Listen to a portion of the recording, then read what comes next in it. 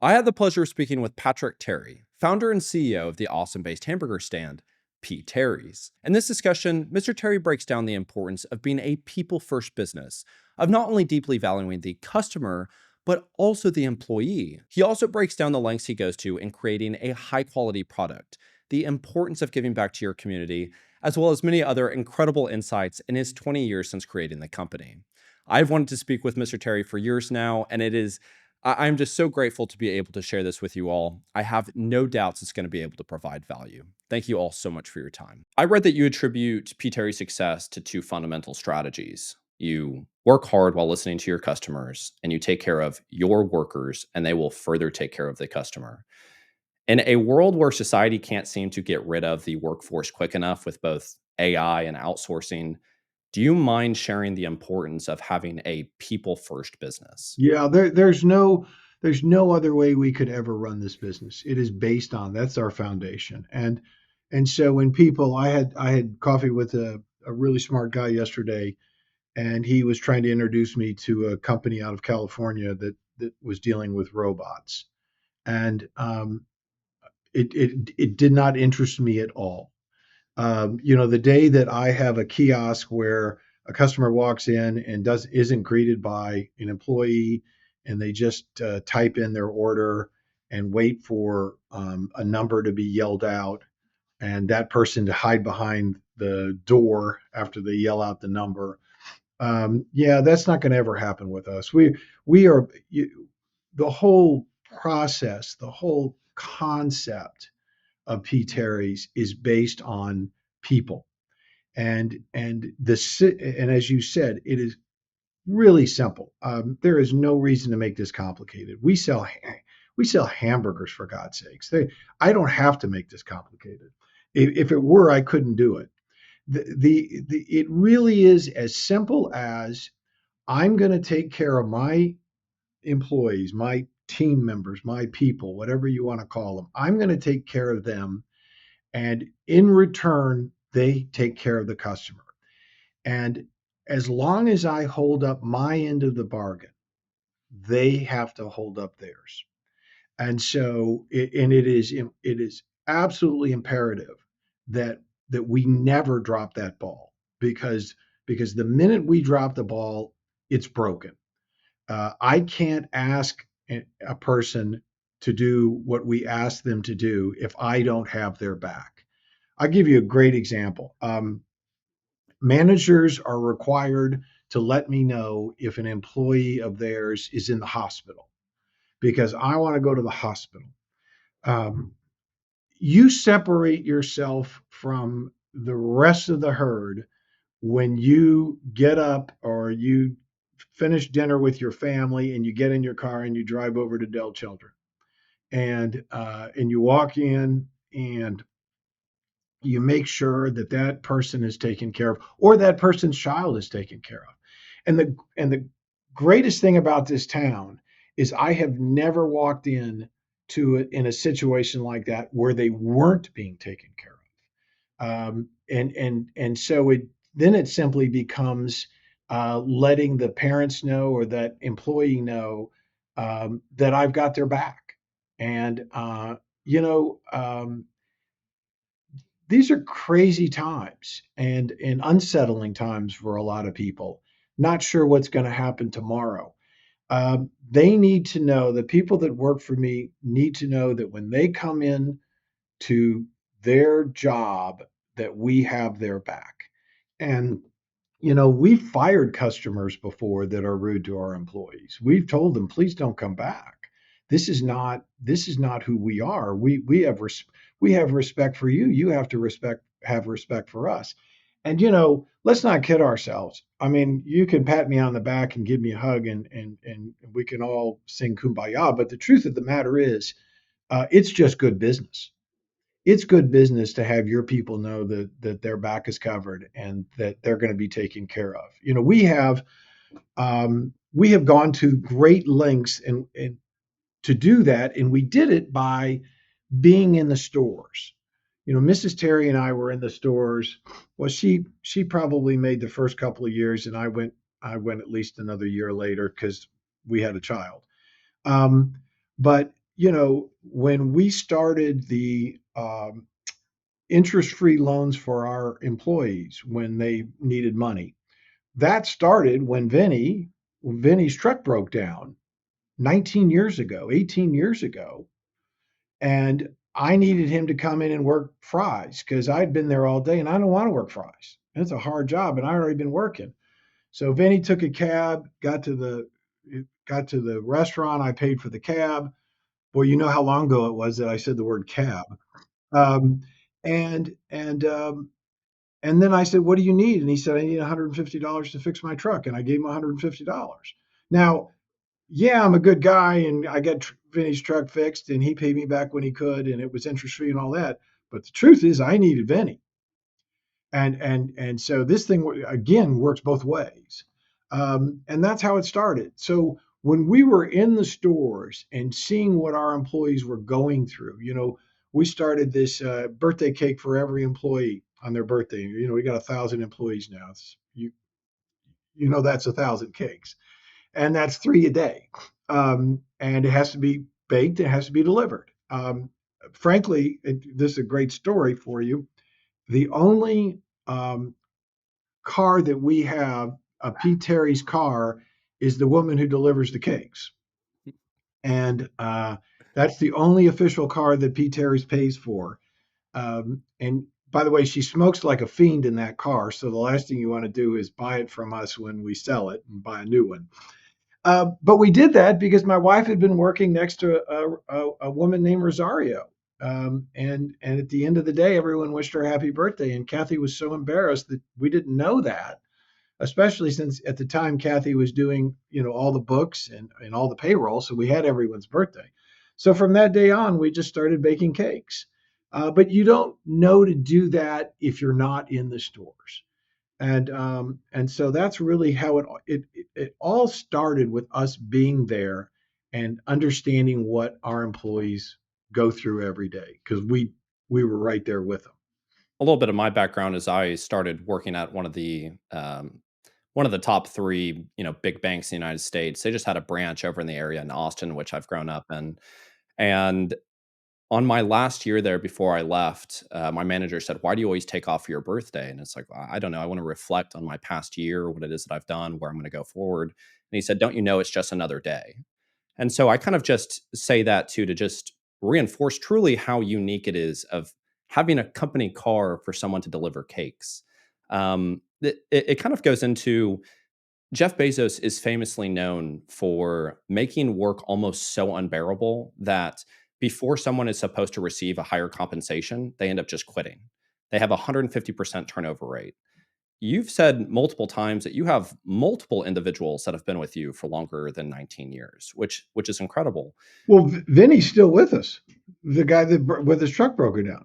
18 years later, Vinny's still here.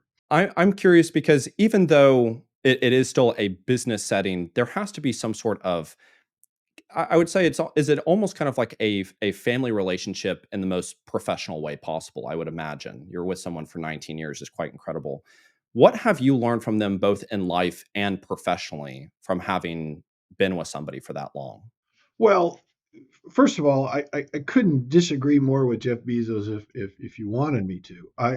When we first started out, I don't know if I'm not sure I'd signed a lease, but we are gonna start this, 20 years ago. And a friend of ours had my wife read a book called Fast Food Nation by Eric Schlosser, and it dealt with, the impact that the fast food industry had on America, the culture, our diet, the whole bit. And Kathy read it and then handed it to me, and then I read it. And there was much of the information is outdated today. Um, but at the time, it was pretty relevant. And one of the things they were talking about, I think it was Pizza Hut. Um, I think it was Pizza Hut uh, had a rule that they let somebody go after 6 months because they didn't want to get. That was when they got a raise. And I remember thinking at the time, well, that's the stupidest thing I've ever heard because there's nothing better than a loyal customer. I mean, you pointed out earlier, you have a relationship with one of our employees, at one of our restaurants. That is not unusual. I've had employees move locations, and I've had customers move locations because that employee moved locations. And that's gold. I mean, there's nothing. There is no greater compliment than you can give this business than to say, I went to P.Terry's, and Miguel could not have been nicer. Miguel made me feel great. Uh, there, there isn't, uh, because none of this works, at least to the level that I'm looking for. None of this works unless you love P. Terry's. If you like P. Terry's and one of my competitors opens up across the street, you go check it out. You like P. Terry's, but you can go check out somebody else. And they may steal you every other time or all the time. But if you love my brand, if you love what we do, you're just going to go to P. Terry's. So, really, the goal for us is very simple, it's for you to love us. And we do everything we can to make you love us. Um, and that's our goal. And obviously, we don't always achieve it, but that's the goal. And creating that brand that is so product orientated, consumer orientated, or customer orientated, employee orientated, to have someone really appreciate the brand, it really has to go through the hiring process of being able to make sure that you're creating this overall culture. How has your strategy evolved over time, and the way in which you hire people to take on what it is that you want to represent for your company? It's a great question, and the reason it's a great question is that we had to learn. I bet you the first 2 years, I bet I let 50 people go a year. I bet I was letting people go once a week. I was terrible at hiring, but we were also so new.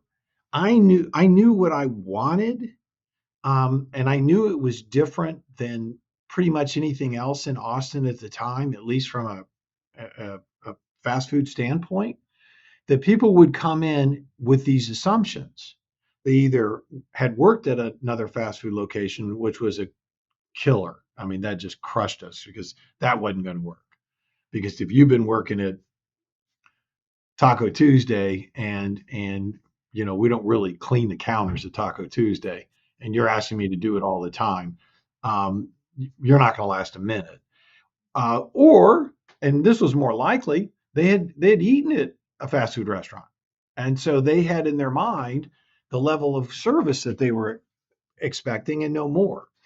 And so it was so hard for me to get to that point. um, it took 2 or 3 years, and what we had was, and a lot of it was with luck, is that we had some really good people, and honest to God, some of those people are still with us. I mean, Maggie was hired the second day we opened, and Maggie will celebrate her 20th anniversary, this summer. So we had those people, and once I saw, half a dozen. Vinny was one, Maggie was another. Um, we had two sisters that came over from a competitor 18 years ago. They're still with us. Once I had those people in place, I would go, another one, a woman whose name was Connie. I would go to Connie and say, how's the new person working out?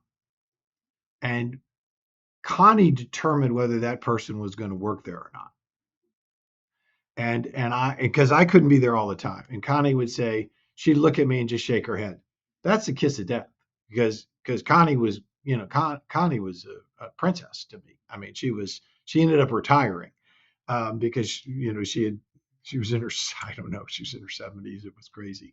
But so we used the to answer your question, we used the really good people to lead us forward, and I trusted them with everything. I mean, really and truly, it was a nod of a head. We had one employee say to me, "These people were really mean to me," and I said, "Why?" And they said, "Well, they said I shouldn't be working here." And I said, "Oh God, they're not being mean to you. They're telling you you're not up for it. all they're saying is that you're not carrying the weight. And so once we establish that core, and then the people that work for us started to see that we were different employers than where they had been, and they were sticking around, and then they were bringing in family members or friends. That's really how it grew. And to this day, we still. I mean, I can go next door to the operations guy who's in there, and he can give me um, 2 dozen names of people that 4 or 5 of their family members work for us. So that's not unusual, and really that's what we kind of base it on is our employees either bringing in their family or their friends, or or letting us know when we've made a mistake. That's so incredible to hear, and so what has become unpopularized in maybe the last 50 years. Yeah, and I don't, I think going back to Bezos and all that, it almost feels like too cute by half. I'm going to be the badass guy that doesn't put up with this, and if you can't do it, then the machine will, and it's kind of like, to what end? To what's the purpose? Um, I don't get it.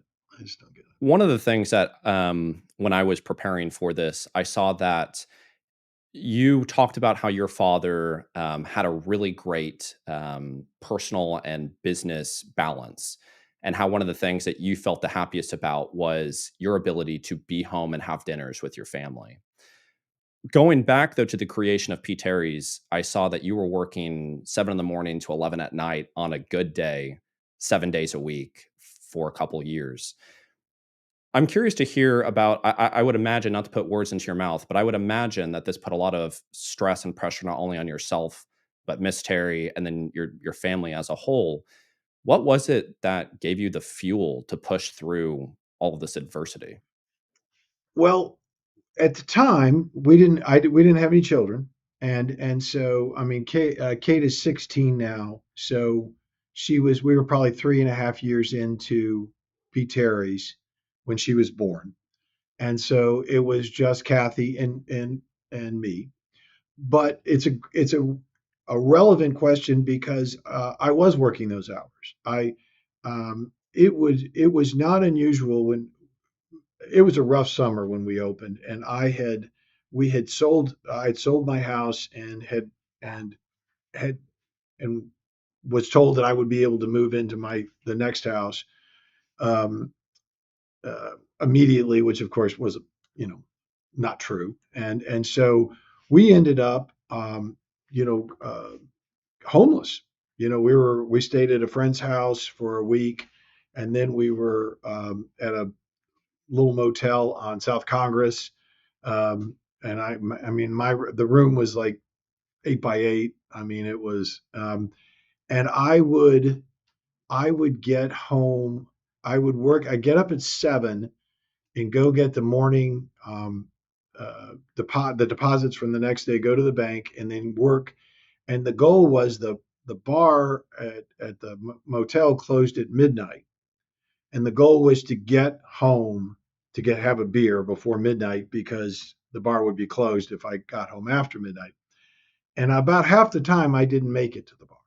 So and that was every day. And so at first it was really hard it was really hard. Kathy had not signed up for this. We'd only been married less than a year. I mean, some crazy ass number. And um, But I will say, and the reason we're still together, honestly, is the one thing that we have never argued about, we've never even had a conversation over, was what it took for me and sometimes us to run the business. And she, from jump, Kathy understood that I was only doing what I thought it would take to be successful, and she wasn't going to stop that from happening. And she had worked hard enough in the restaurants to know, just what we were in for. Um, But I can remember the few times those first few years we would be at dinner with friends and the phone would ring and I would just show her who was calling, with somebody at the store. And she would nod her head and I would get up. Sometimes I didn't come back. Um, and so if you don't have that kind of a partner, it would not have worked. The many in many respects, my wife is one in a million, and anyone else would have said, "No, I'm out of here," because it really was that hard at first. It Wow. really was, and then it got better, and then I was able to let go. I was able to let go, and go have dinner with the kids. Thank you for sharing that, and an absolute nod to Miss Terry. I mean, that's incredible to hear, and that's hard to find. So that's really incredible. I want to make just a small pivot here. One of the things that impresses me the most about P. Terry's is how unique the architecture is of each building. I recently, when I was preparing for this, found out the reasons why. Do you mind elaborating on the intentionality you put behind each and every restaurant you create? Yeah, it is. That was decided before the menu. I was always going to, I fell in love with what we call Googie architecture, and Googie is there've been I think two or three books on Googie, and it's fascinating to me. It's the easiest way to describe it is like a Southern California 50s, late 50s, early 60s diner, bowling alley, coffee shop, car wash, and I had spent a lot of time in the LA area. Um, I had a good friend who lived outside of LA, and I would go visit all the time. Um, Southwest Airlines had just started flying from Austin to LA. Um, Man, I hate how old I am. And so I jumped on a plane. We would stop in Phoenix, and then you know, um, uh, land in LA, rent a car, and I just drove around. I just loved. I'm from a small town in West Texas, and so anytime I'm in a place that has 12 or 13 million people, I'm just interested. And I fell in love with the architecture, and I felt like there was something wonderfully comfortable about what it represents. And so, just to not to go too deep, but Googie architecture is straight lines, it's stone, it's glass, it's natural light, it's plants, green plants, and it becomes, in my opinion, timeless. And so I love the idea that something that was built in 2005 or 2008 would look pretty sharp in 2040. And so that was the building part of it. But what I also think it does is I think it takes you back to a different time. And without getting too morbid, I look at Googie architecture as existing before John F. Kennedy was, when we had an innocence about us that, frankly, I think left that day, but and has never come back. Um, and and so it takes you to a different place, and I very much wanted to take you to that place because I think it's more than a hamburger and French fries. Our chairs are famously in our dining room chairs are famously from Italy, and it's not because they're from Italy that makes them special. It's because they have a design to them. They have a look to them. They also have a great durability, but they're comfortable. It makes you feel like you're not at, frankly, a McDonald's sitting in a manufactured booth that is all made of hard plastic. And by the way, that's intentional too. And so we want you to be comfortable. We want to take you back somewhere, but at the same time, because I'm here to sell hamburgers, we don't offer Wi-Fi. I don't want you hanging around all day. I don't. I need the chair. And so I want you to be comfortable. I want you to enjoy your meal. I want you to visit, but I don't want you to go get another refill and get on the internet for 3 hours. So that's the balance of it, and I think Googie really provides that. And by the way, we're my for better or worse, my name's on the cup. It's on the marquee, it's on the sign. Um, I'm associated with that. I have my pride, and so when I pull up to a new location, we just opened in Houston a couple of months ago. And it was in my mind, it was really pretty. It was a good looking store. The landscaping was there. I was very proud of it.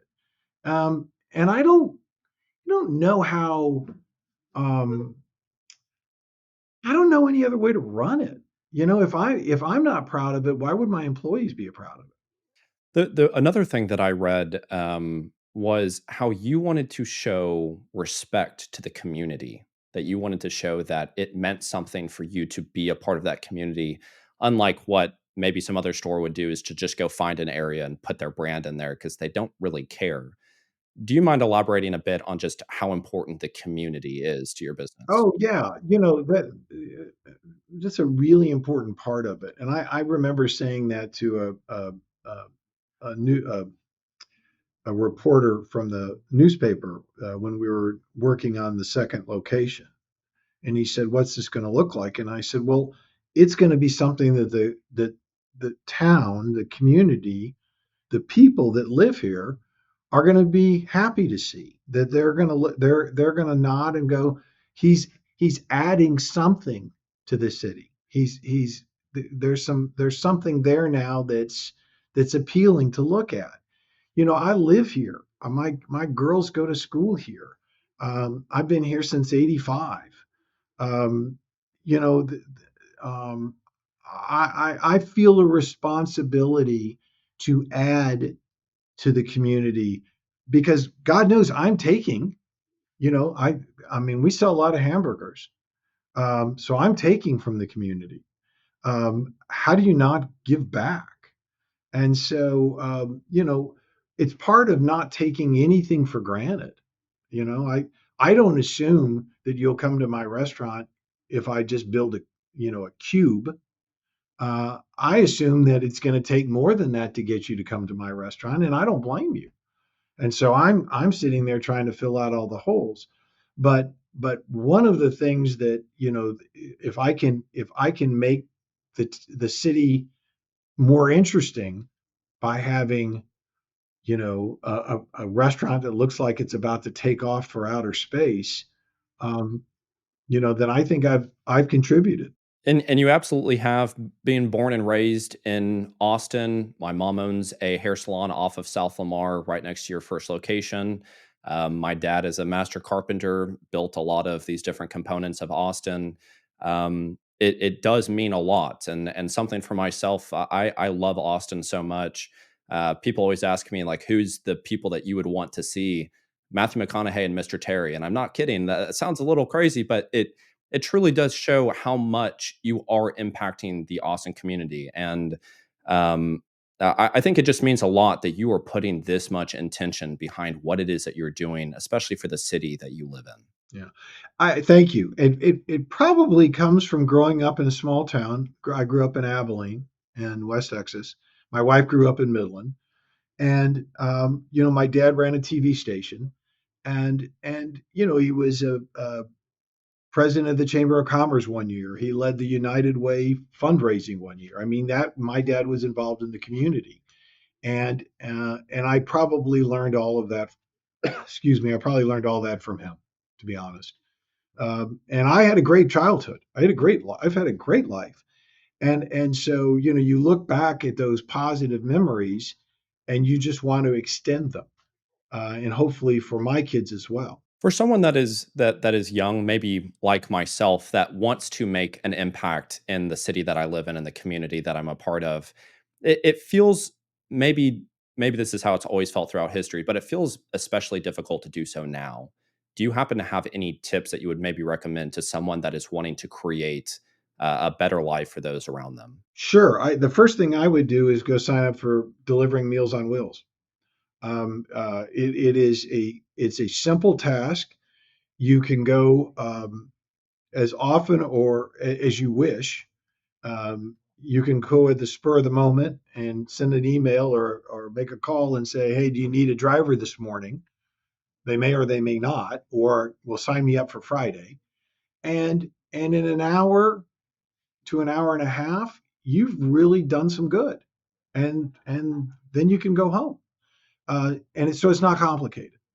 You know, the the there are a lot of things going on in this town because there's a lot of need, and that's just one of them. But you know, my wife has gotten it is a almost a daily occurrence in our house.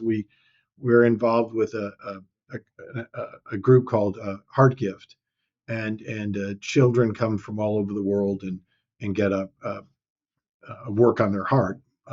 Somewhat minor surgery, but life saving nonetheless. Those are the little things that make you feel like you're having an impact. That really do make you feel good about that you've contributed something back. Um, it's not a heavy load. It's really not a heavy lift. You can do something for an hour and go on with your day.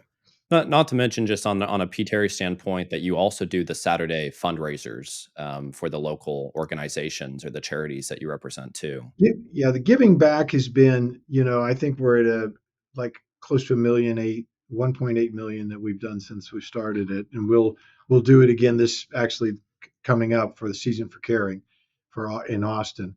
And it is, there are things in life that you look at that give you hope. That maybe things are not as bad as I think they might be, or I feel like there, there's still some good around. And when you see the number of people who come out on a Saturday that we have a giving back, it's a great feeling. It really is incredibly satisfying. I mean, we have people that eat 3 meals on Saturday, breakfast, lunch, and dinner. Um, and um, and so yeah, those are the little things that I think they've done two things at the same time. They've separated us uh, from the most businesses that don't participate in things like that, but they've also um, added businesses that do things like that. And one of the things that the statesman has generously credited us with is the number of organizations that have gotten involved with them since we signed up, and that's satisfying. That's satisfying. I think to include in this, we also need to talk about the product because the product is what's driving people to P. Terry's. Right. Especially right now, within the past couple months, we're hearing a lot of discussion about the ingredients into the products that we're eating, all of the oils that everything is cooked with. That is, frankly, just quite poisonous to a lot of us. Do you mind elaborating the lengths that you have gone to create, we're not going to lie and say it's a super healthy product, but it's not a bad product for you. Do you mind sharing some of that? Yeah, no, I love that. It's an issue on quality, and it starts with that. And so, one of the things that we learned early on, and a lot of this is luck. I got to tell you, this is not all just the mad scientist. This is stuff just sometimes falls in your lap. One of the things that happened when we were about to open was our grocer at the time said, "Well, there's this new." I said, "We're trying to be different. We're looking for better quality stuff." And I didn't even know what it was. I didn't know how to explain it other than to say that. And his response was, "Well, there's this uh, processor in California that serves an all natural, hormone free, antibiotic free, vegetarian fed black Angus beef. And they're shipping it out of California for the first time." And so, as far as I know, we were their first out of state customer. And I don't even think, and I can be wrong here, I don't even think Whole Foods was Hmm. selling, and they were down the street with their one location at the time. I don't think they were even selling anything of that quality. And so that started us, and it was a lucky break, and we kind of went from there. And then I was always going to serve fresh cut French fries, and then it was a matter of, you know, we can argue all day about which's the best oil and stuff, but we chose canola oil because it didn't have any hydrogenated oils in it, and that was kind of the basis for it. Um, and then it went from, the minute we got big enough, and this is where size really matters when you're trying to grow your business. Because if you have one burger stand, you don't have much of a voice. But but now I can go to our baker that bakes our buns and say, I don't want high fructose corn syrup Mm. in my buns. I need you to make a bun for me that doesn't have that. And when you sell 11 million burgers in a year, you got their attention. If I'm selling 500,000, I don't get their attention. So and by the way, just as a side note, I can remember sitting at that picnic table at Lamar and Barton Springs, which by the way, they're still there. They're newer picnic tables, not the same ones. But I can remember saying to myself, God, I got to get to 3 stores. Nobody's listening to me. Nobody cares when they deliver their food. Nobody listens when I say I don't want this, because really and truly, people are expecting you to go out of business soon. So they just kind of toying with you and taking whatever they can. And so that's when you start to get into a volume, that's when you can start to dictate things. Um, and then the other thing is when that becomes a priority, when you just assume if I just keep doing the right thing, people will appreciate it. They'll come. There was a point where a buddy of mine called me and he said, "What kind of pickles do you use?"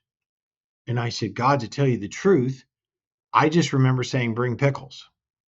And he said, "Well, people who like pickles really like pickles." And what he was saying to me is, your pickles suck. And that's what he was saying. And this was 15 years ago.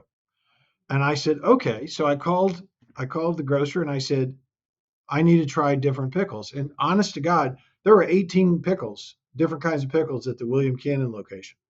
I mean, it was insane. But you know what? You figure out a good pickle pretty quick. And what I learned was, and I said, "Okay, is this going to cost me any more? Or how much more is it going to cost me?" And he said, "Well, actually, you're doing the volume now that I can sell you this pickle at the same price that I'm selling you the crummy pickle." Which means I could have easily have gone back and said, "Well, wait a second, then you need to sell me the crummy pickle at a cheaper price." I mean, that's normal. That's the normal conversation. And what I said was, "Great. Now I get to sell a better pickle and not pay any more for it." As opposed to, well, maybe I can save a penny. And so we've always gone with that. I mean, I can tell you, we got from our baker, we got a competitor's bill once by mistake. And I called him up and I said, "Why are his buns 4 cents cheaper than my buns?" And he said, "Because you wouldn't sell his buns." And so we accept it. We accept it. We accept that if we're going to stand out, I have a rule that if I'm walking into a grocery store and I see a customer, I'm not going to turn around and walk the other way, which means I have to be able to accept whatever that customer is going to say to me. I'm not hiding from anyone. So if you live in Austin and I shop in Austin and I walk, and I don't want to be embarrassed, then I damn well better do everything I can every day to make it special. And the quality of the food, and you're exactly right. None of this conversation takes place. You and I don't have this conversation if people don't like the food. It's the basis for the business. And the biggest mistake people make when they start a business is, they go to Sally's yogurt stand and Sally's got a line out the door and they love yogurt and they love Sally's. And so they want to sell yogurt. So they go across the street and they go with Phil's yogurt store. Well, the mistake they normally make is they like Sally's so much they just did what Sally's doing. So now Sally and Phil are splitting the customer base. If Phil's lucky, because a lot of people go, "Why would I go to Phil's? I'm happy at Sally's." Best case scenario is you split it in half. Now you both suffer. Nobody makes these things. So the biggest mistake people make is they don't go in and they don't look for a niche. They go in and copy the guy across the street. And then the mistake they make is if they're creating a niche, they can't just create a niche for the sake of creating a niche. There has to be something truly different and better or unique. It can't just be, well, now we all stand on our heads when we serve you our food. Well, okay, but standing on our heads is probably not a good way to serve food. So there are all these things that are going on, and the key to getting there is to be absolutely genuine with what you're trying to do. And if you're not absolutely genuine, sorry, this means everything to me, then people see right past you and you don't survive. And so, I always said the only two things on earth that you can't fool are kids and dogs. And when I see a kid get out of the car and run to P.Terry's, I've done my job. Done my job. Sorry, I'm a moron when it comes to this kind of stuff. But it's all I do. If I don't have my kids in my family, this is what I do. And so you put everything out there. I mean, every day.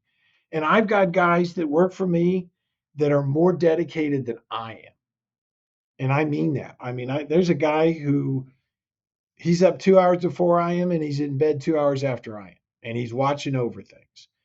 And so when you are so tied to this, um, I had a guy that was trying to invest in the company years ago, and I wasn't interested in any outside money at the time.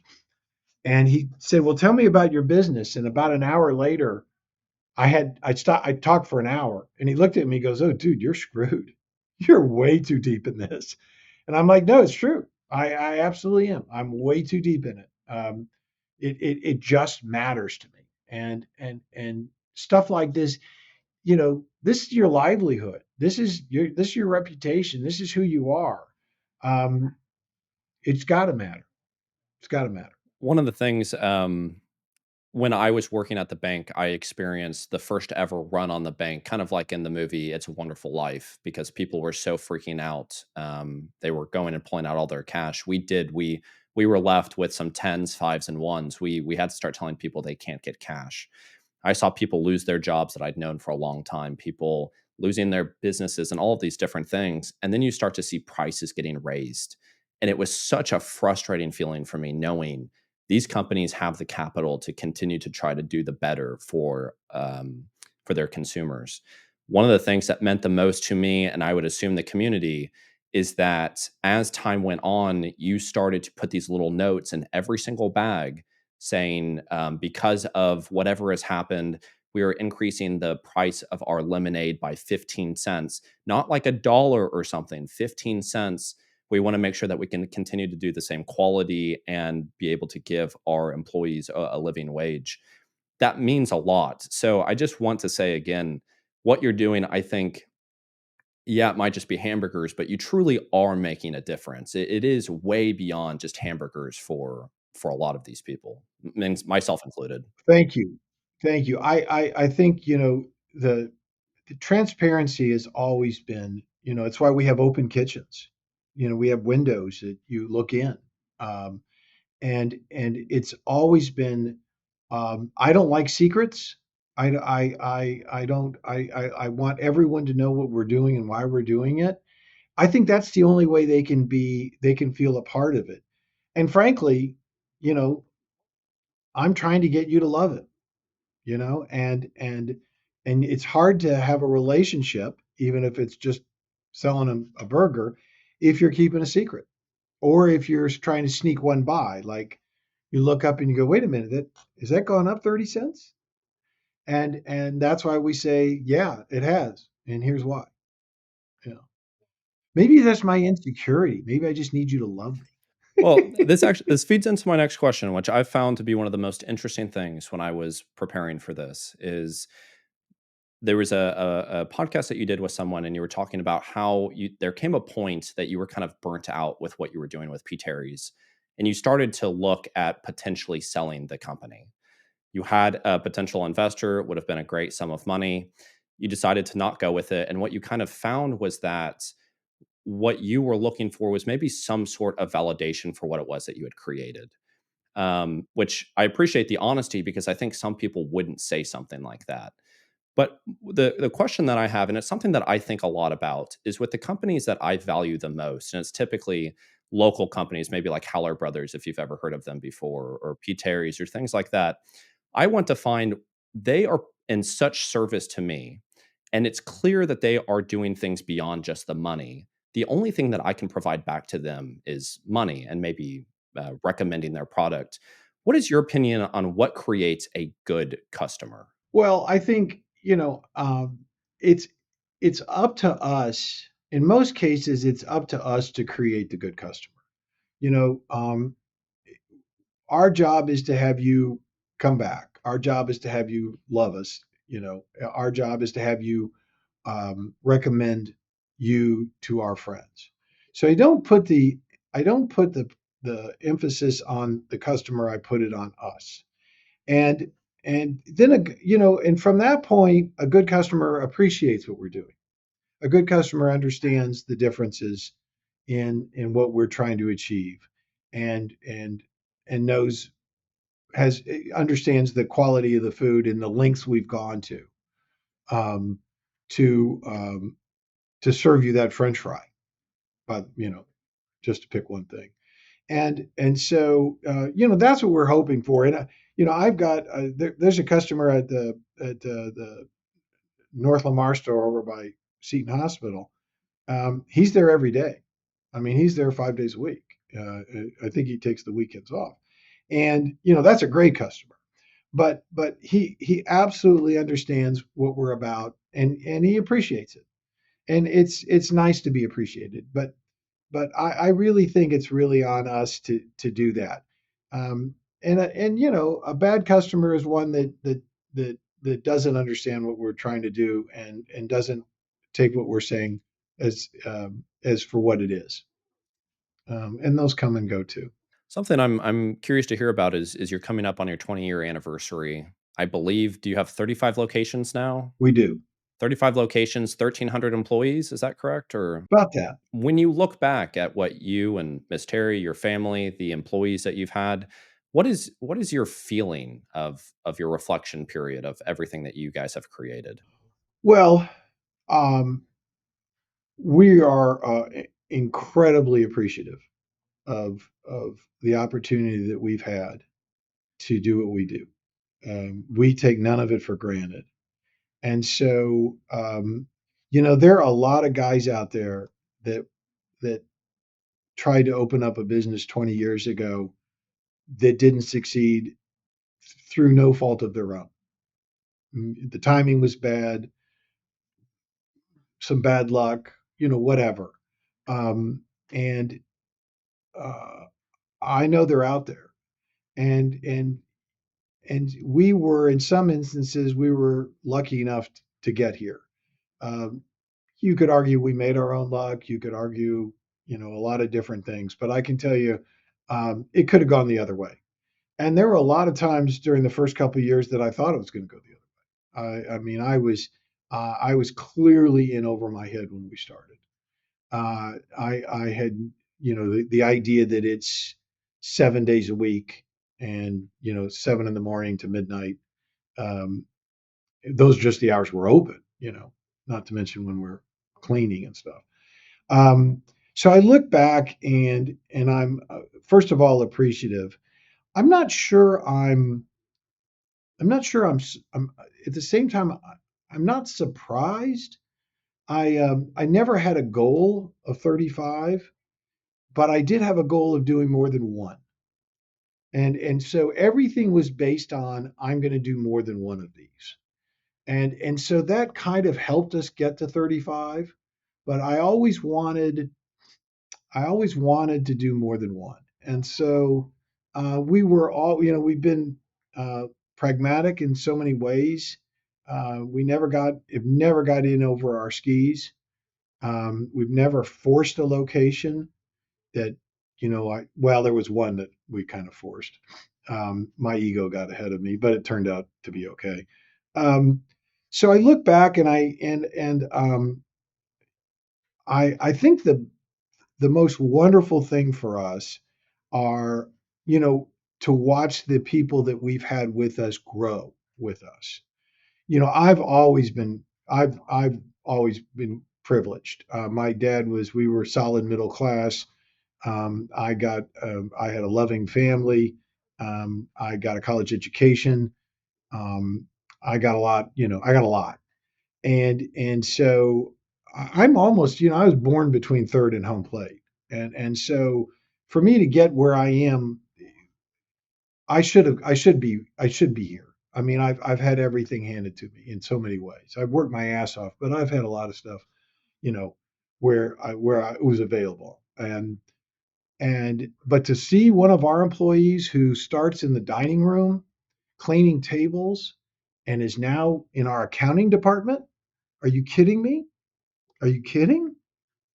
Uh, Incredible to see one of our employees buy a house or pull up with a car. You know, that's really where Kathy and I love what we've done to be able to provide that for our people. I also I like that I can. There's some things I can do to protect them. You know, we have a lawyer on standby if one of our people is being mistreated by like the management of an apartment Mm. and they're trying to take advantage of them. I call John, and so you know that's pretty heady. That's pretty heady, right? You can sit there and go, oh, yeah, you're not going to screw with my people. Um, I think that's probably our. I hope that's the legacy. I'll put it at that. Put it at that. That's again just another incredible thing to hear. I think this is going to be a little bit of a selfish question, but I am someone that I just get so determined on making an impact, creating a sense of community, and providing value to the person in front of me. I think sometimes, a lot of times, my hard work comes at the cost of myself, but it matters so much to me to provide value to the person in front of me and to those around. Um, from what it sounds like, from being a consumer of P.Terry's for such a long time, it sounds like that is very much yourself as well. Do you, when you look back now at the CEO role again, do you have a sense of peace with what it is that you're doing? Does that fire ever come into kind of appreciation of what you've created, or does it just kind of forever keep going? It forever keeps going. I don't. I honestly, I don't think about any of this until you and I have a conversation like this. That I forget when I walk in that I'm the CEO, that I'm the co-founder with my wife. I really do. I walk in and I check with accounting and see what's going on. I check in with operations. I just kind of walk the office and I just visit. And it really just doesn't dawn on me because it's not who I am and it's not who I wish to be. Um, I yeah, it's just kind of head down, doing it every day, and that's not a bad thing. It's there's a real level or a real sense of security for me to come in. Weekends are hard for me because I can go to a stand, which is where I'm probably better off because I get to go visit with operations people and stuff like that. But there's a sense of security knowing that these people are here and they have our back every day. And it's just kind of become. I looked up one day and it was my life. I there was a time I remember I missed the number of employees we had by I was half I was guessing we had 350 employees and I was told we had 700. So there's a time when I didn't even realize it. But that goes back to when we were originally talking. I've never networked. I don't go to conferences. I don't really go visit with other restaurant people. Um, for no other reason than I just know what I want to do, and I'm going to figure it out. And so I don't want to be distracted. Those are all good guys and all that, and I don't have a, I'd love to meet them, but I'm just not. I'm not. I think it's part of that wanting to be an entrepreneur and being out on your own. I don't click well with conferences. How have you been able to integrate that into your family? It sounds like Miss Terry was very understanding. Yeah, well, we're probably more alike than we want to admit, and I think it comes from both of us being from West Texas. You know, there's a great saying, I heard it a long time ago. The difference between West Texas and East Texas is East Texas has timber, it has water, it has resources. West Texas is nothing. It's raw land. It's got oil, which keeps it going. But you need your neighbor in West Texas. You grow up needing the person next door to you. And I think we both, even though we both came from different worlds in our family lives and stuff, I think we both got that West Texas in us. This is very normal for me. I remember, my mom when she had a in the when she would take clothes to the dry cleaners, she'd go to three different dry cleaners. And I said, "What are you doing?" And she said, "Spreading it out." West Texas. Wow. Wow. Um, I guess a couple last questions I have. Some of them will be a bit unfair, but I'm curious to hear what your favorite milkshake is that you guys have. Well, I put the I put the caramel shake on the menu um, probably too early. I got we just had chocolate, vanilla, and strawberry, and then we jumped with caramel and Oreo, I think at the time, to add on the menu. Because I thought caramel represented that time of that late Mm. 50s, early 60s. I didn't want to go butterscotch, which was kind of, I mean, this is the kind of stuff that goes through my head. And I caramel just felt like something in the from the past. My favorite would be our the this specialty shake is the caramel turtle fudge. So it's going to have caramel, chocolate, and pecans, and that to me is just Uh, killer. That Has that one already come out?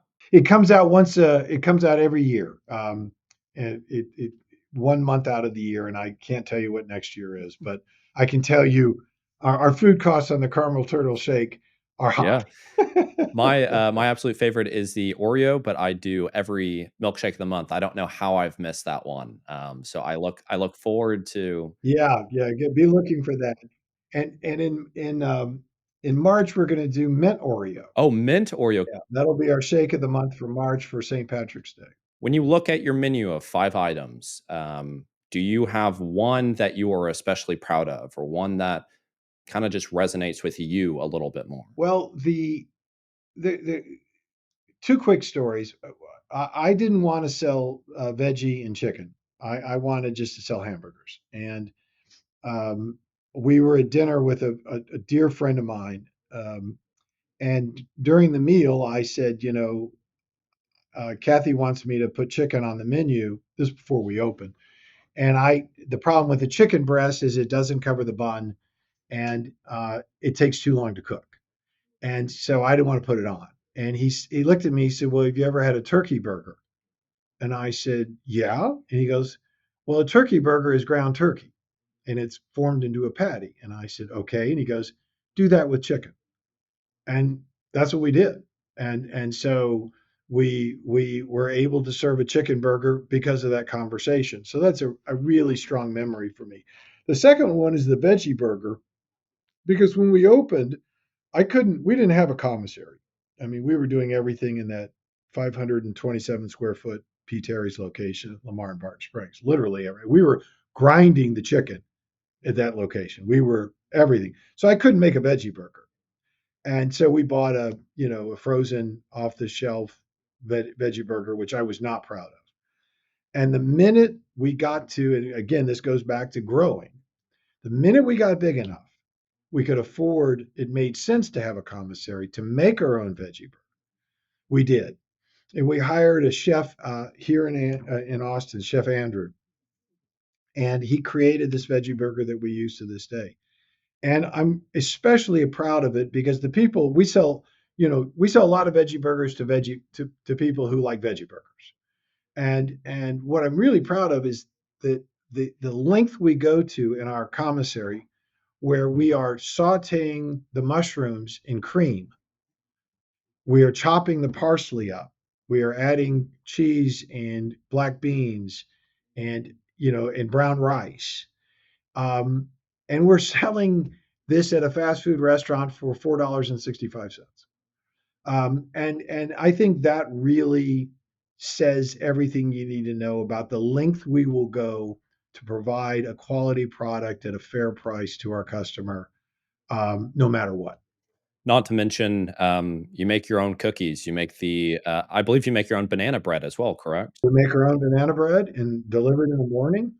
Um, And all of this is at affordable prices, which I think we haven't even mentioned in this. yeah, yeah. We never looked at it.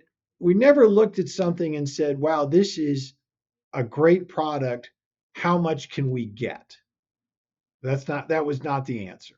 The answer was, or the question was, what's a fair price for this?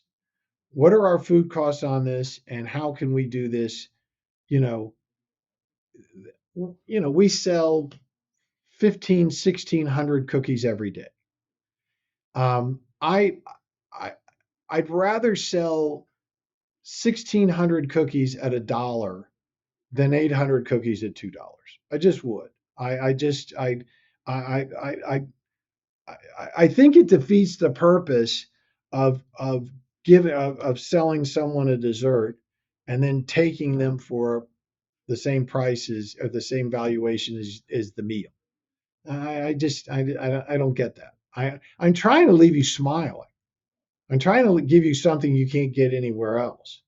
And I can tell you, these cookies they come out of the first batch comes out at 1:40 in Oh, the yes. afternoon, and then they'll be wrapped and delivered late tonight. And I walk in at 1:40 every day and get a cookie. Uh, and I do every day. And I can tell you the length that those people in that commissary go to create that stuff.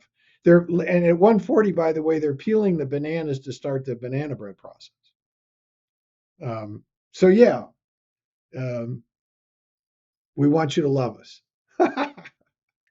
It's so awesome to hear. Yeah, I mean, I I recently saw this picture of someone bought, I think it was a double cheeseburger from Five Guys, fries, and a small drink, and the total was $35 or something like that. My regular order, which is embarrassing to admit, I do two doubles, no special sauce, grilled onions and jalapenos, and a large milkshake. And it's like $16 or something like that. And it every time I do it, it's like the amount of food that I'm about to get, and a nice thing is I eat it typically whenever I upload a video, so it's my celebratory meal. So it's like it's just such a happy feeling for me, at an affordable price. So I want to thank you again for Well, that. I can tell by your order you're a player. You know how to order with the grilled jalapenos and all of that. Yeah, I mean, the from a business standpoint, we were never going to let anyone get underneath us, and so our valuation will always be there. You can take our concept, and I'll take it as a compliment, and you can open up down the street, and I can think of a couple of people who have done that. More power to them, but you will never sell it for less than me. You just won't. And so I'm going to stay. I'm going to accept lesser profit and sleep at night, knowing that no one's going to come in. I give you one of the my the everything that you see when you walk into a P.Terry's and the experience that you have, most of it has occurred, things that have occurred to me in my lifetime. So I'll give you an example. Um, I used to get my hair cut at Supercuts, and it was $8. No, it was $6. And one day they went to 8. Okay. 20 minutes later, Pro Cuts comes in $6. So you got to be ready if you're going to go from 6 to 8 to understand that unless you had to go to 8, and thus 8 becomes the norm for 100 different reasons, right? But if you just say, you know what, I'm going to get $2 more a haircut. And Pro Cuts walks in and goes, yeah, you know what? I can do that for 6. Now you have a competitor that's underneath you. And I can remember that happening and thinking, yeah, I don't want that to ever happen to me. No one's going to get underneath. Which is why, that double with cheese is $5. Yeah. You know, And it it's is dang good almost too. 6 ounces. It's almost 6 ounces of beef. It is 2 slices of cheese. Um, yeah, yeah, crazy, crazy. I will get beat up if I don't ask you this question. Do you have any thoughts of doing like a loyalty program at some point? We don't, and I'll tell you why. It's the same reason we barely advertise. What I said was, I'm just going to give you my best price, and I don't, I really can't discount it. Every once in a while, we'll run a promotion like we'd like more people to try our egg burger, so we're gonna, we'll give you, we'll send an email out promoting that. But what I did was, I'm not going to play any games. I'm not going to have coupons and discounts and happy hours that the price goes down. I'm just going to tell you, this is my price. If and it's a fair price. And the minute I start doing other things, which by the way, come with costs, I start eating those margins, and then I have to figure out a way to make it up somewhere else. And I'd just rather not play the game. But boy, do I appreciate my loyal customers. I do. Well, and I think you give the opportunity of I think you get a free fry if you do a survey, or you were doing that for a while. I think that's pretty fair. We do, and we're actually shying away from that. And what we're really saying now, and you'll see it in the next, literally the next few weeks, is, we're responsible for this order. And if we made a mistake, here's the number to call or text, and we will make it right. Because you're not supposed to suffer. You're supposed to get what we said you were going to get. And if we didn't, we have a responsibility to give you a hot order of French fries or a better milkshake or whatever it is. Just to wrap up, sometimes it's hard to hear compliments, but like I've mentioned, born and raised here in Austin, parents, the thing that I took away the most from my childhood was how important it is to have moral integrity, to have some sort of compass, and to live a life of ethics. So my parents are also much older, and so by the time that I was graduating high school, I felt so much different than everyone else that I knew. They were all going to college. They had these plans, and it was like, I just want to help people. And I felt very lost. And thankfully, going back to the quality of the product, P.Terry's has been, I have a very sensitive stomach, but P.Terry's has been something that I can eat. So whenever I feel kind of stressed, need something, I go to P.Terry's. I like the William Cannon location. I sit on the nice little red stool and I look out and I just start to think. And it was especially right after I graduated high school, 18, just feeling super lost on what is it that I'm supposed to do, feeling lonely. Just had a great meal. So I look up P.Terry because I was thinking, how unique, kind of funny would it be if the guy's name is actually P.Terry? So I start reading about you, and on one of I think it was like the Austin Chronicle or something, you talked about how important it is on having a business of the moral structure of ethics and doing the best that you can and not deviating from that. And so I just wanted to tell you thank you because you created the permission for me in my life that what it is that I can do can be different from everybody else, and that I shouldn't beat myself up over my work ethic and the desire to help others. So I think that a lot of what it is that I do in this channel comes from that day at P. Terry's reading that article. Well, that's really, really nice of you. Thank you. Yeah. Well, Really. yeah, thank you so much for your time again. I'm about to go have a P.Terry meal after we we do this, and Very I hope at good. some point to actually get to meet you. And Oh, I love that. I love that very yes, much. sir. I really would. Yes, sir. Thank you for your time. You've been more than kind and gracious, and I've loved the conversation. I appreciate it. Thank you so much. All right. Have a good day. And following the discussion, Mr. Terry invited me to the headquarters to meet the P.Terry's team, where I just want to say thank you to the Devons as well as Frankie for the incredible tour of the commissary, responsible for all 35 locations. It was amazing to see. Everybody was so kind, and I got to enjoy it while eating a warm cookie right out of the oven. This was a very special moment for me, as well as my family. P.Terry's has been a big part of our lives. And I just want to say thank you all so much for your time and watching this, as well as the support for allowing me to do something like this. Mr. Terry, I want to thank you especially for leading with integrity. Thank you guys all so much. Bye bye.